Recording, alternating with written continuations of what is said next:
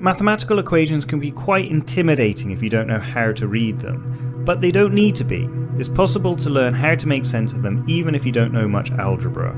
So if, when you see an equation, it looks like a strange alien language, this video is for you.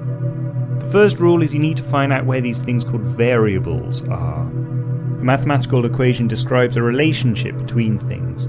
The most common form is something equals something else. These letters are the variables and are stand-ins for numbers. You can put any number into them, but the equation fixes what the other numbers can be. For example, y equals x means that the numbers in y and x have to be the same. But in y equals 2x, the number in y has to be double whatever the number in x is. The best way to visualize this is with a graph. When you do this, each variable in your equation gets an axis, and the line on your graph shows the allowed pairs of values for your equation. The other thing you get in equations are constants, and you have to keep an eye out for constants because they look like variables, they're written with a letter, but actually they're just a single number.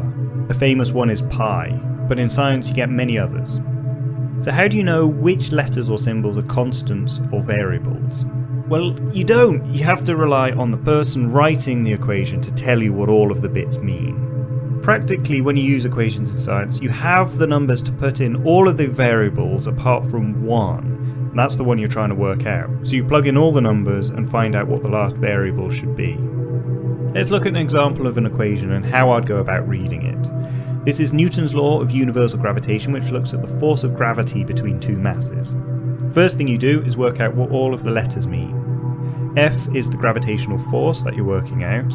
M1 and M2 are the masses of the two bodies.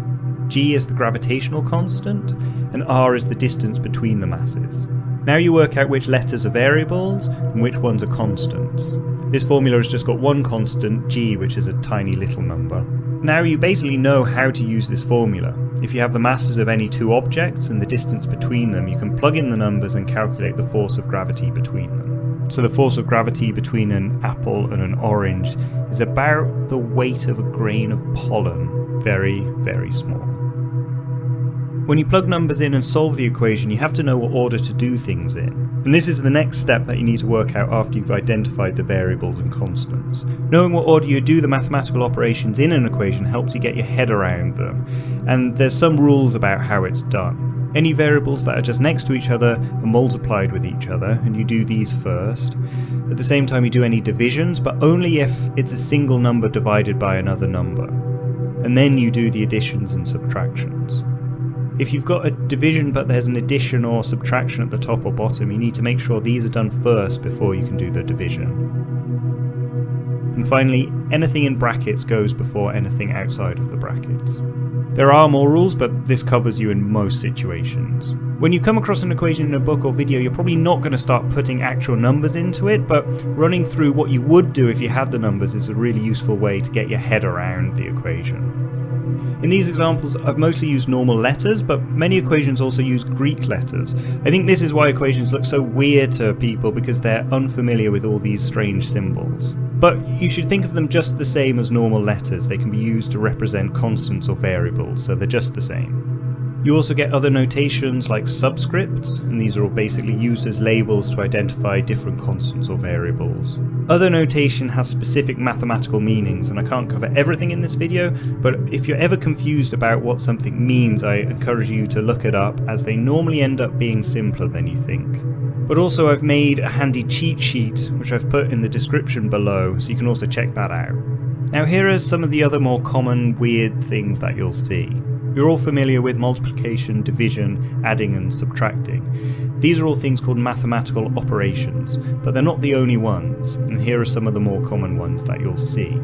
This big Greek epsilon is a sum operation. What it means is that you take this thing and you repeatedly add it to itself, but put in different numbers each time. This is the number that you start at, and this is the number that you end at. It also means that this variable has to be an integer variable, which means that it can only take on whole numbers, 0, 1, 2, 3, 4, no numbers in between. So whenever you see a sum, just imagine this thing as a whole series of things being added together, but each having a different value.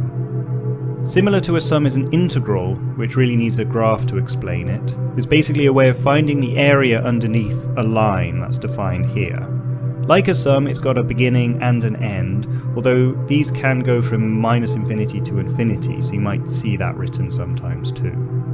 And finally, related to integration is differentiation, which looks like this, and it's an operation that looks at how the steepness of a line changes, called the gradient of a line. So when you have things like dy by dx, they're looking at the gradients of lines. That's just a quick look at integration and differentiation. These make up calculus, but that needs a whole video in itself to explain properly. I put them here just so you don't freak out when you see them. So those are the basics of how to read mathematical equations. Step 1, find the variables and constants and what each one represents. Step 2, work out what all the weird mathematical operations are. And step 3, work out what order you'd solve the equation in if you put in the numbers. If you want more info,